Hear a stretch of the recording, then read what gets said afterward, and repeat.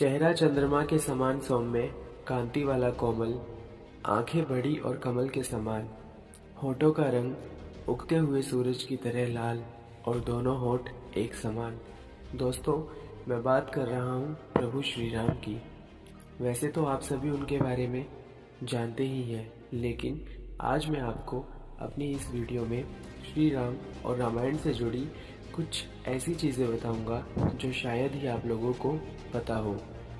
तो दोस्तों, अगर आप इस चैनल पर नए हैं तो वीडियो को लाइक और सब्सक्राइब ज़रूर करें और इस वीडियो को शुरुआत से लेकर अंत तक ज़रूर देखें।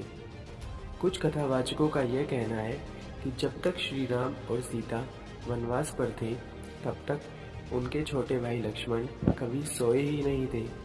दोस्तों, क्या आपको पता है, यह रामायण का एक सबसे बड़ा झूठ है।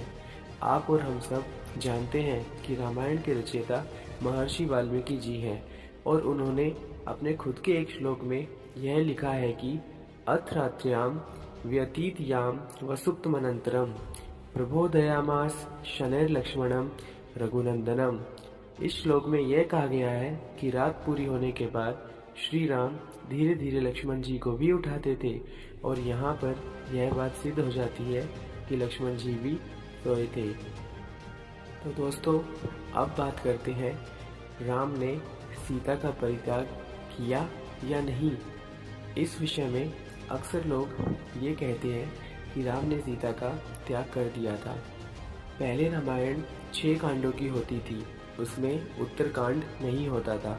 फिर बौद्ध काल में उसमें राम और सीता के बारे में सच झूठ लिखकर उत्तरकांड जोड़ दिया गया।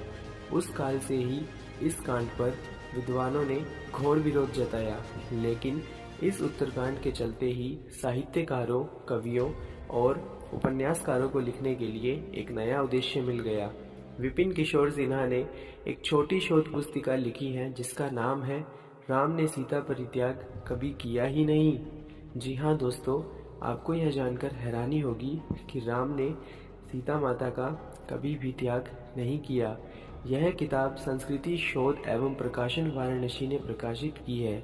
इस किताब में वे सारे तथ्य मौजूद हैं जो यह बताते हैं कि राम ने कभी सीता का परित्याग किया ही नहीं।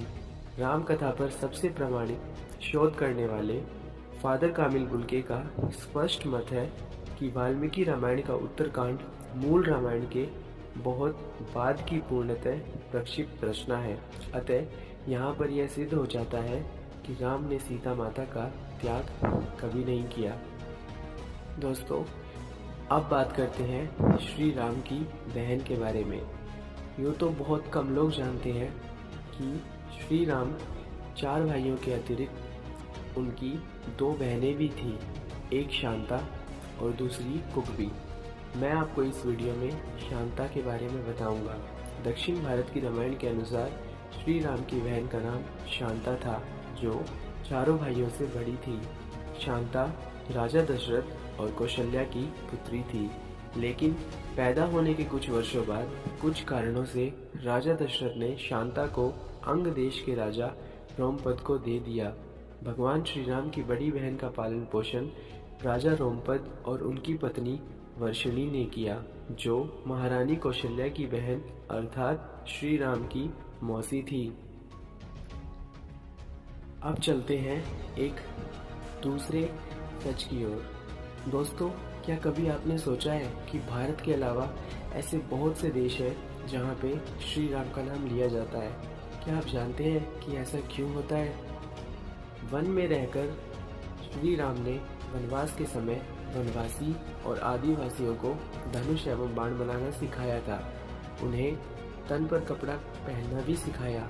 गुफाओं का उपयोग रहने के लिए कैसे करें यह भी बताया और धर्म के मार्ग पर चलकर अपने रीति रिवाज कैसे संपन्न करें यह भी बताया। उन्होंने आदिवासियों के बीच परिवार की धारणा का भी विकास किया और एक दूसरे का सम्मान करना भी सिखाया। उन्हीं के कारण हमारे देश में आदिवासियों के कबीले नहीं होते, उनके समुदाय होते हैं। उन्हीं के कारण देश भर के आदिवासियों के रीति रिवाजों में समानता पाई जाती है। भगवान श्री राम ने ही सर्वप्रथम भारत की सभी जातियों और संप्रदायों को एक सूत्र में बांधने का कार्य अपने 14 वर्ष के वनवास के दौरान किया था। एक भारत का निर्माण कर उन्होंने सभी भारतीयों के साथ मिलकर अखंड भारत की स्थापना की थी। भारतीय राज्य तमिलनाडु, महाराष्ट्र, आंध्र प्रदेश, मध्य प्रदेश, केरल, कर्नाटक सहित Nepal, Laos, Kampuchea, Malaysia, Cambodia, Indonesia, Bangladesh, Bhutan, Sri Lanka, Bali, Java, Sumatra और थाईलैंड आदि देशों की लोक संस्कृति और ग्रंथों में आज भी श्री राम इसीलिए जिंदा है। दोस्तों, अब बात करते हैं श्री राम और गौतम बुद्ध के संबंध में। जी हाँ, क्या आप जानते हैं कि प्रभु श्री राम और गौतम बुद्ध एक दूसरे से संबंध रखते थे। वैवस्वत मनु के 10 पुत्र थे। उनमें से एक इक्ष्वाकु के कुल में रघु हुए, रघु के कुल में राम हुए, राम के पुत्र कुश और कुश की 50वीं पीढ़ी में शल्य हुए, जो महाभारत के काल में कौरवों की ओर से लड़े थे। शल्य की 25वीं पीढ़ी में सिद्धार्थ हुए, जिनका आगे चलकर गौतम बुद्ध नाम हुआ।